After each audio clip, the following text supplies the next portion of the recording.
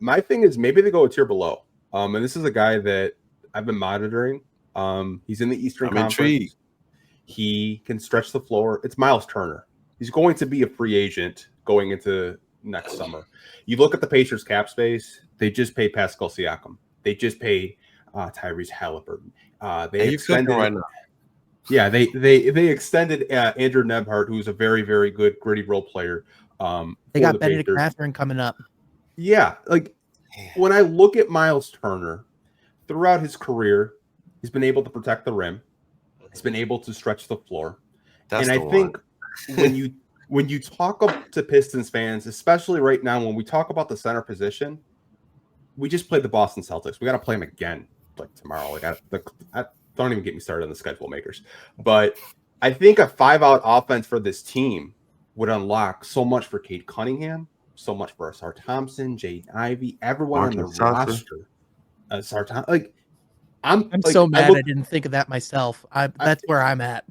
I mean, As soon as I heard the name, I was just like, yeah, that makes a lot of sense. He checks so many boxes. And I mean, like, even someone had mentioned Nikola Vucevic is available. I know he's a little bit older in the stage of his career, but I mean, like, if his asking price is 2 second-round picks, we saw what he did to Jalen Duren and Isaiah Stewart. Like, the guy absolutely cooked. Like, I think if you're Trajan Langdon and JB Bickerstaff, I think a stretch 5 would be on my wish list if I'm a Detroit Piston fan.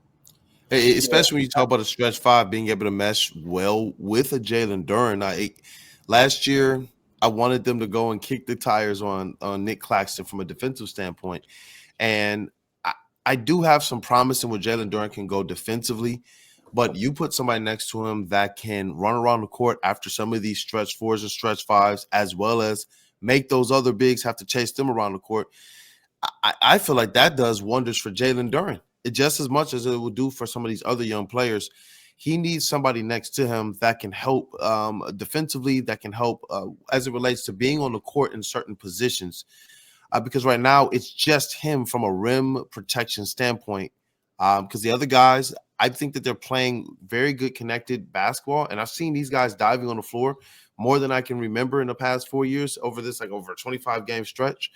But sometimes it feels like it's just Jalen Duren in there. When he goes to those lineups where he puts Jalen Duren and Stu in, it looks a little bit more like we saw the first 3 games of last season, where they were playing very physical and the defense was menacing. I'm not even playing with that. I don't know how it fell off so much. A lot of that has to do with injuries, but I do. When you talk about a Myles Turner, I believe that Jalen Duren is a person who's just going, oh my gosh, thank you so much if you brought a player like that here. And you're right.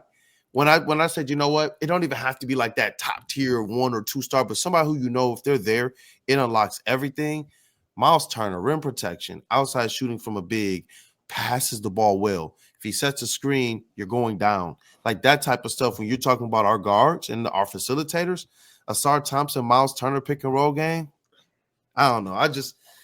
That's a good one. It's where the league's heading too, right? I mean, like how many teams have we been annihilated by because of their 5-out spacing? Like it is when you have 5, like when you have 5 guys who can space the floor and shoot the basketball, it gives so much more dynamic, like options to your offense. It gives you more roads or avenues you can go down. It just, I mean, Anthony, just bravo, my friend. That is a great. And I mean, when you talk, and it's not like one of those things where it's like, that's not unrealistic, because you look at what's going on in Indiana. I don't know if they're just going, let's run it back after what's going on this season. I mean, there's like straight up, they made it to the Eastern Conference Finals last year. There is no reason they should have the same record as us. As good as Cade's looked, as good as the Pistons have looked this season, when you look roster to roster, there is no reason the Pistons should have the same record as the Pacers right now. There's just unless Monty was really that bad last year. I guess. I guess. I got a name, and I'm happy you kind of brought it down to that, because that's what I was going to say. I do think they need to bring in a little more help.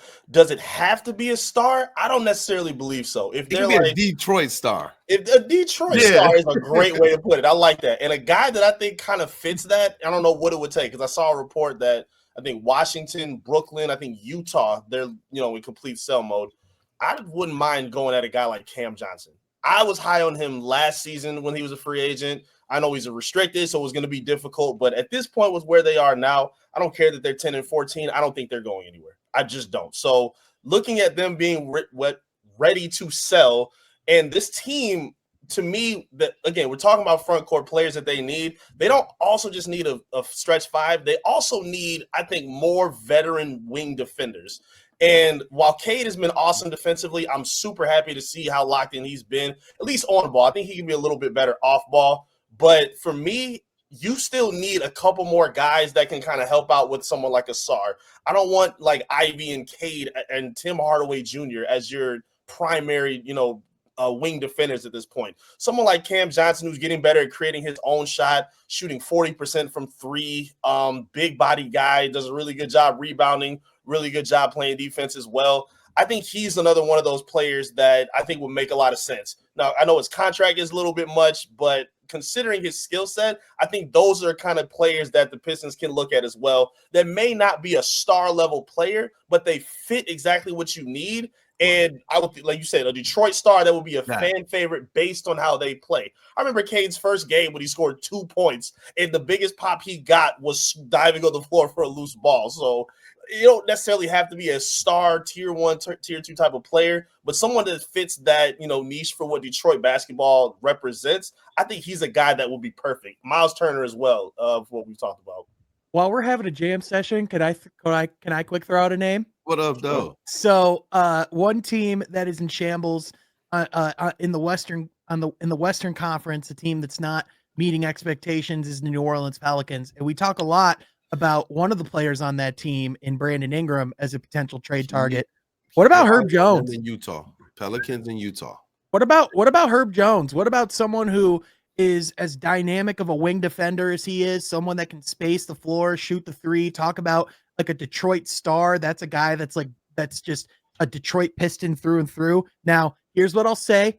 I just don't know the realistic chances, because it's been said that he would have, his asking price would be significant, which, that could be all sorts of things. You don't really know what that means, but I'm going to wager that it would take, for the Pistons, it would be a pretty big move. But when you talk about where the league is heading, what type of players the Pistons could use, wing defenders, guys who can space the floor, I think there could be more unlocked in his offensive game as well.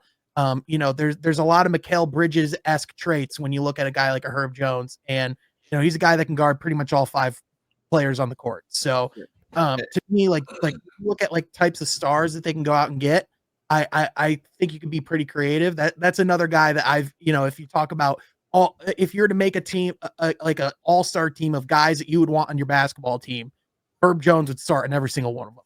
Yeah, and you know what? I saw the news as well. It's interesting now after these first 25 games of the season to see Dunk Central light up with all of the new rounds of players who are available, from guys like Jimmy Butler and the Miami Heat, the Portland Trailblazers, and our old friend. I love you, Jeremy Grant. Jeremy Grant is available now. Anthony Simons is available. That's a name that I'm like, I don't even understand how it necessarily fits because, the facilitator or the big man, but Simons is just a heck of a player. But there are some names, Utah, Garland, John Collins. There are some names that are popping up all around the league that when we talk about coming off of the traditional Sexton? Star, who else? Sexton. Yep, there you go. When you talk about coming down off of like the traditional star aspect, and guys who we know if they were here, they can make that impact where we'd be running around saying, they're that Detroit star. Those names are starting to pop up as available kind of across the NBA landscape. Yep, someone said in the chat, December 15th, this Sunday. That's when all the free agents become eligible to be traded. So this is when the trade season really begins.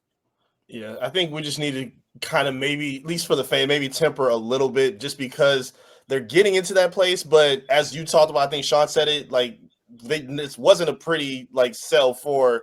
I remember during the draft when Trajan was telling us that agents were telling players, don't come here. Don't work out in Detroit. Don't answer the phone. Do your own thing. Figure it out. I'm pretty sure that same thought is going through veterans players as well. They're going through their mind. So knowing that right now, you just get in the car a little bit more pretty. You put it online. People not give you no hits. You got to clean it up a little bit more before you start reeling in some of those big names, unless Trajan's got a creative deal that's, sitting in his pocket right now. But as of right now, they're taking the right steps. Again, they're figuring out the right pieces to build around for Cade and the others, but yeah, it's going to take a little bit more time until they can get to that star level type of acquisition.